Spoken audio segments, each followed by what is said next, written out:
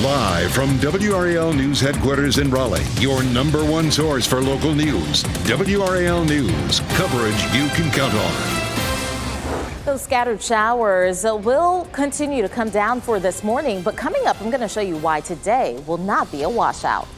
Today's weather, though, will have an effect on your holiday travel as you are looking live at RDU and I-40. Millions of people will be on the roads and at the airports as the post-Christmas rush pushes forward. St. Augustine's University is facing a lawsuit from its former football coach. Why he says he was fired unjustly and what he wants from the school. And can you believe it? 2024 is only a few days away. The final preparations for Raleigh's first night celebration and the fun that will be in store as we ring in the new year. Thanks so much for joining us, everyone. Good morning to you. I'm Keely Arthur. And I'm Jeff Hogan. Thanks for making us part of your Wednesday here as we get things started together. It is kind of a dreary start out there. It is not cold. Not cold. You said if there's that humidity. Yeah. It's a little odd for December. It is very weird December temperatures. Peter Sherwood is in the WRAL Severe Weather Center right now with a look at that radar. The radar showing us the rain this morning across our north and eastern counties. All the showers that are out there are moving to the northeast as well. Drier conditions going on for Sanford, Pinehurst, and Fayetteville. We can see some of the rain clearing up across southern and western Wake County. We're seeing some drier conditions in Chapel Hill and Durham County. You guys are seeing some of that rain clear up as well, still coming down pretty steady in Rocky Mount, Wilson, as well as Henderson and Goldsboro. The rain is going to lift towards the north and east throughout the morning here. We are going to see considerably drier conditions for the lunch hour. Here's a look at 12 o'clock, and we're expecting some spotty showers to still be around. If you still have lunch plans or perhaps you are going to hit the roads around that time, I think you should be fine as most of the rain will clear out of our region. Similar case around 5 o'clock, spotty showers around with a lot of cloud cover. Most of us will be on the dry side going into those hours, and tonight the clouds will decrease and we're going to see some improvements for tomorrow. Here's a live look at Clayton. The streets are wet. The showers are coming down. 57 degrees for the Triangle. Some of you guys in the 60s this morning, like Clinton at 62. By the afternoon, our temperatures are going to be above normal again. 65 for the afternoon high. Those evening temperatures falling off into the 50s if you're heading out to a skating rink or planning to go for a walk. Coming up, I'm going to show you the cool down that will accompany those showers that will be moving out. Here in the WRAL Live Center this morning, we're keeping a close eye on conditions out there on the road and the crashes that are popping up with that rain Peter was just talking about. We've got a number we're keeping our eyes on here. One down here, the 440-40 interchange. Another up here, 440 near that 401 split. Finally, a pair up here, 401 near that Zebulon Road interchange.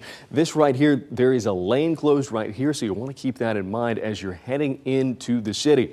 Otherwise, looking pretty good out there. I-40 at Airport Boulevard right now. You can see those wet roads, the water getting kicked up as those trucks come flying past today. And those conditions definitely leading to some more problems than we were seeing just yesterday. WRAL's Kelsey Coffey is out there on the side of I-40, keeping an eye on that traffic for us this morning. Kelsey, what are you seeing? Eric, just a lot of wet roads here this morning. So we're on I-40 near Lake Wheeler Road. So you can take a look at how traffic is moving smoothly here. And if you're headed out today, please just be careful because these roads are really slick. One thing that may make your drive a little bit easier today is that there's no major construction. NCDOT paused most of their big road projects to keep holiday traffic flowing. AAA estimates that there are 2.5 million more drivers this holiday season compared to last. And tomorrow and Saturday are expected to be the busiest times for folks to be out on the road. And good news for drivers today, gas prices are low right now. New data released from AAA within the last couple of hours shows that the average price of gas here in North Carolina is $2.94 a gallon. That's just a few cents lower than what we saw last week and definitely lower than what we saw last month. Kelsey Coffey, WRAL News, live in Raleigh.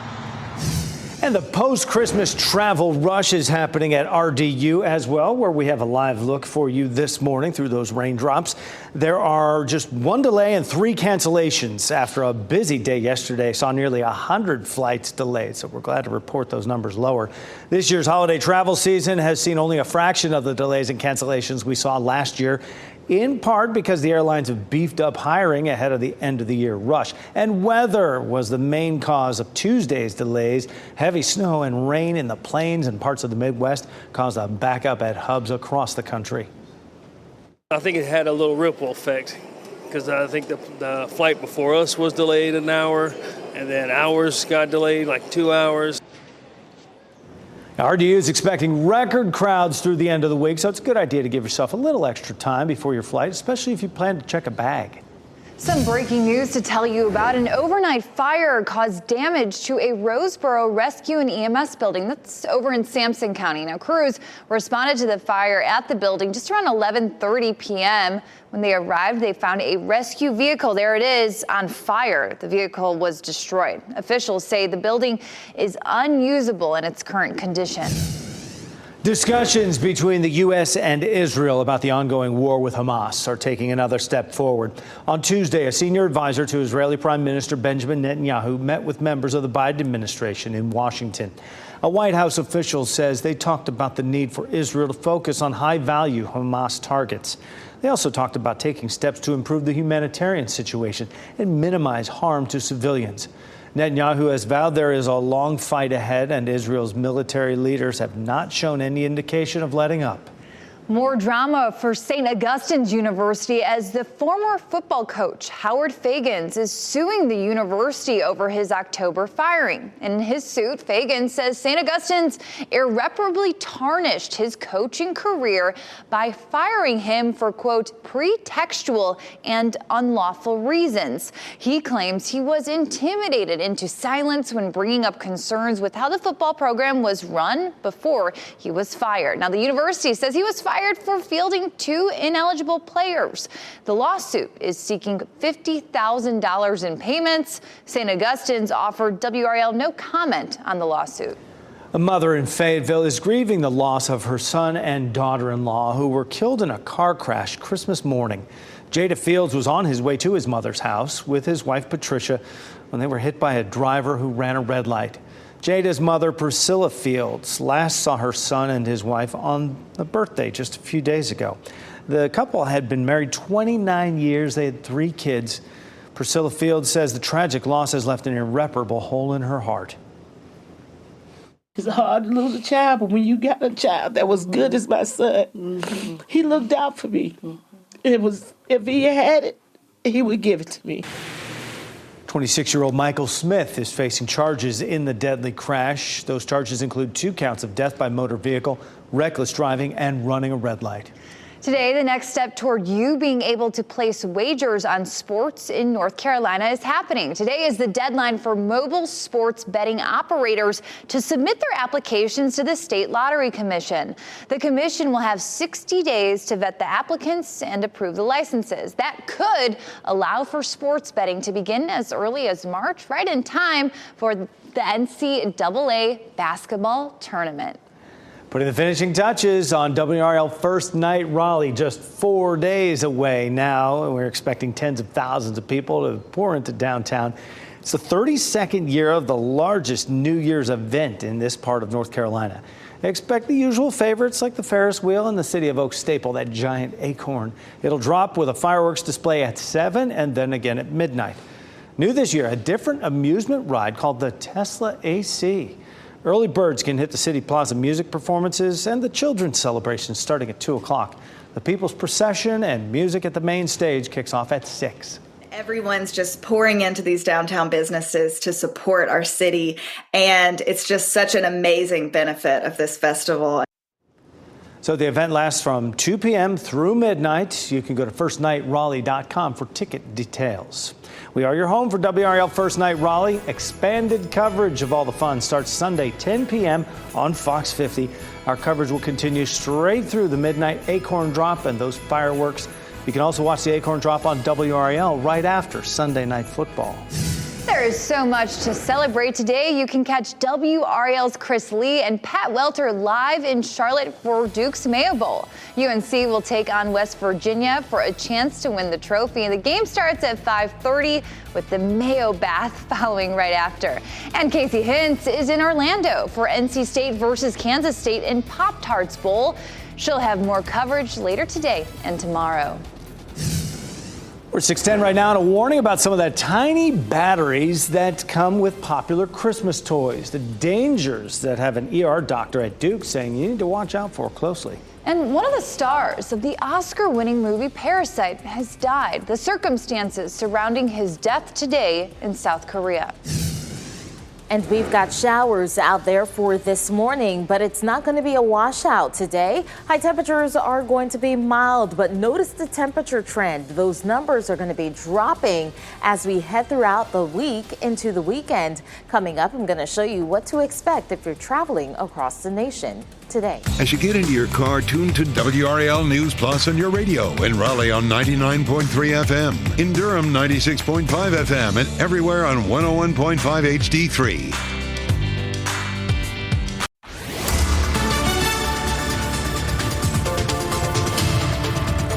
Improvements are happening this morning with the rain clearing out. All of our showers that are out there on our dual Doppler 5000 confined across our north and eastern counties. We're going to continue to get those showers that are still in our north and eastern counties to move into Virginia as we head through the rest of the morning. We have Clinton right now with some wet streets at this hour. It's warm out there, 62 degrees and 57 degrees for Durham. We're seeing 61 out there in Goldsboro. We will see some spotty showers into the afternoon. It's not going to be widespread. It will be limited. Most of us will be dry. And then tonight, it's going to be a mild one with those temperatures from the 60s this afternoon into the 40s. Peta, thank you. Now, one of the stars of the Oscar-winning movie Parasite has died. A South Korean news agency reports Lee Soon-kyun died after being found unconscious in a car at a park in Seoul earlier this morning. Now, police say Lee's wife found what appears to be a suicide note. Lee had been under investigation over allegations of illegal drug use. He was just 48 years old. Authorities are investigating an explosion near the Israeli embassy in the capital city of India. No one was hurt in the blast, but Israel's foreign ministry says the circumstances behind what caused it are unclear. Police in New Delhi are helping Israeli security forces in that investigation. An ER physician at Duke is warning about the dangers of those tiny button batteries that come in many new electronics, toys, and games gifted for Christmas. The batteries are small, but they can be a big problem if swallowed. They can burn a hole in a toddler's esophagus in less than 2 hours. According to one physician we talked with, that can create severe medical issues. The even scarier part is your aorta, which is the largest blood vessel in your body, lays right behind the esophagus. And so then that's a really scary problem, which can lead to life-threatening bleeding. From 2011 through 2021, the Consumer Product Safety Commission reports there were 27 deaths and more than 54,000 injuries treated because of this. Doctors recommend you take inventory of your home and make sure these tiny metal objects are just out of reach. As we near the end of 2023, a busy year of space exploration has drawn plenty of expectation for some giant leaps coming in 2024. A big part of America's space development this year has hinged on Elon Musk's SpaceX.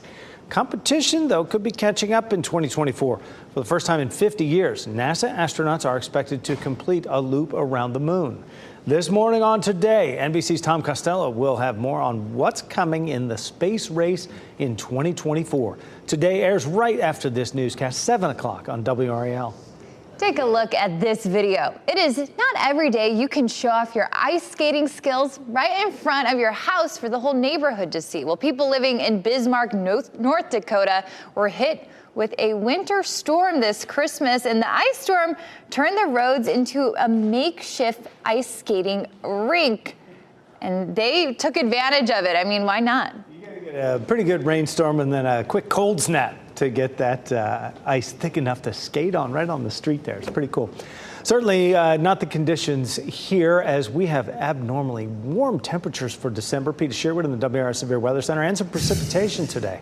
65, that's going to be our high temperature. Remember, this time of the year, we should see those temperatures in the 50s for the afternoons, and that's not going to be the case. And with that, the moisture that we are seeing out there right now is falling as rain. So if you're heading out in Rocky Mount, Goldsboro, Raleigh, you are seeing the showers this morning, but we are seeing the steadier rainfall along our eastern counties, along I-95. We still have some of those showers across Henderson, Granville County, Vance County, but this is clearing out fairly quickly. And, you know, earlier this morning around 4:30, we were seeing some of that rain come down pretty steady across 40, 440, 540 in Wake County. And now those showers are moving towards the north and east, bringing some drier conditions across 40 as well as 540 this morning. Most of the rain, again, setting up along 95 for Rocky Mount, Wilson, down into Wayne County. We are going to continue to see that clear as we head throughout the morning. We racked up just a little bit under 2 inches of rainfall for our viewing area, and I won't be surprised if we get about 1/4 of an inch of rainfall for the rest of the morning with this round that is moving across our north and east. So we have this area of low pressure that's in place, pumping in all the moisture from the Atlantic, feeding into North Carolina. It is going to pull away from us throughout the day, and as it does so, we are going to see those drier conditions move in. So the 60% chance that we have in place for today is mainly for this morning. Come this afternoon, we'll be looking at a 20 to 30% chance of rain, as some spotty showers will linger. Drier for tomorrow, and for Friday, rain chances will be limited if you're thinking about hitting the roads. As we take Futurecast through, look at those showers moving towards the north and the east, spotty showers moving in for the lunch hour, and it's going to stay like this throughout the late afternoon as well, with those on and off periods of light rain moving through at times. Tonight is going to be a dry one. If you're traveling across the U.S., Mid-Atlantic, that's where we're going to see the rain today up into the New England coastline. Some snow showers and rain across Kansas City. Then tomorrow, Chicago dealing with that wintry mix. We are going to dry things out across the southeast. Those big hubs like Atlanta, Dallas, we'll be seeing some dry conditions into the afternoon. And Friday, it's going to be a quiet travel day for most of the U.S. As we go ahead and take a look at our temperatures as we head into the next several days, it is going to be really mild today, and then that cool down is on the way. A live look at Clinton with some wet streets right now. It is 57 degrees in the Triangle, and as we head into the afternoon, we're talking about a high temperature of 65 degrees above normal today, but that turnaround is moving in. That winter feel will set up on Friday with a high of 52. Temperatures in the 30s as we get the day started here, leading into the weekend and the beginning of next week. We'll ring in the new year with highs in the 50s. Keeping an eye on traffic here in the WRAL Live Center. Things remain busy out there on the roads. One new crash to tell you about popping up down here near US 1 and US 1 and US 64. Excuse me. This is causing a couple of minutes of delays if you're headed in that way, so you'll want to keep that in mind. Again, a smattering of crashes here between 440 and 540. No backups there, but we are checking in on those. Finally, this crash up here, 401 and Zebulon Road. We've been telling you about that all morning. Lanes closed there. You're going to want to watch out for that. We've got WRAL's Brett Neese on the way there right now to do a check and see how things are looking on the ground there. Taking a live look outside now. This is I-40 and Airport Boulevard. You can see there things very wet out there on the roads, very slick. If you are out there, you are going to want to take it slow, take a couple of extra minutes, and be safe out there, because obviously we do have a lot of crashes popping up on the map. Great advice. Thanks, Eric. A blood drive today in Raleigh will celebrate the life of a fallen hero. The project his wife created to honor his legacy and raise awareness to the hazards of firefighting. And it's a record no team wants to hold, but the Detroit Pistons now hold it. Their fans are frustrated after seeing their team lose for the 27th time in a row. Johnson with the pump fake into the corner, Finney Smith. Oh! This What's Trending report, sponsored by Rug & Home. Welcome back. Today in What's Trending, after weeks of speculation, we now know more about Mariah Carey's split from her longtime boyfriend. Yeah, Brian Tanaka opened up about the breakup on social media, and he said their decision to split after 7 years of dating was mutual. He says they have profound respect for each other and are grateful for the time they shared. Tanaka and Carey met a decade before they started dating, when he was a dancer on her Adventures of Mimi tour. Carey has not commented on the split yet. That's the way to play it. Just keep it silent. Mariah's been married twice before. Okay. We hope she finds some true lasting love. It's tough around the holidays, you know? That song's playing all the time. You know? Yeah. Oh, yeah. He probably is walking through a mall right now and hearing Mariah. Well, Jeopardy host Ken Jennings is giving his thoughts about the departure of former host Mayim Bialik. Jennings says he was, quote, caught off guard by the news earlier this month that Bialik would not be back on the show. She had been hosting the version of the syndicated game show host. He says he loved working with Bialik and will miss her. Jennings will continue on as the show's now sole host. Apparently Ken was not in on the decision-making process on that one. I don't know, maybe Bialik is back to, some old episodes of some of her former shows. I don't know. You remember what they are. The Big Bang Theory. Yeah, that. Big Bang Theory. If you want to go back further, Blossom back in the 80s. Oh, right. Yeah. She'll find something new and be great at that. She's quite talented. The Detroit Pistons are not so. They are the record holders right now that no team wants. Pistons lost 118-112 last night to the Brooklyn Nets. It is the 27th game in a row the Pistons have lost. It's the longest single-season losing streak for an NBA team ever. They haven't won a game since October 28th. The record for the longest losing streak overall is 28 games by the Philadelphia 76ers, and that one spanned the end of one season and the start of the next. So the Pistons could tie that mark in their next game tomorrow night in Boston. Well, they I don't know if you want to bet on it, but the next step in the legalization of mobile sports betting in North Carolina begins now. How much longer it may be before you can place a wager here? And this area of low pressure continues to fuel rain across our region. Coming up, I'm going to show you why today will not be a washout. And it's another busy day for post-holiday travel at RDU, where you are taking a live look. How weather here and across the country is making getting home kind of an issue.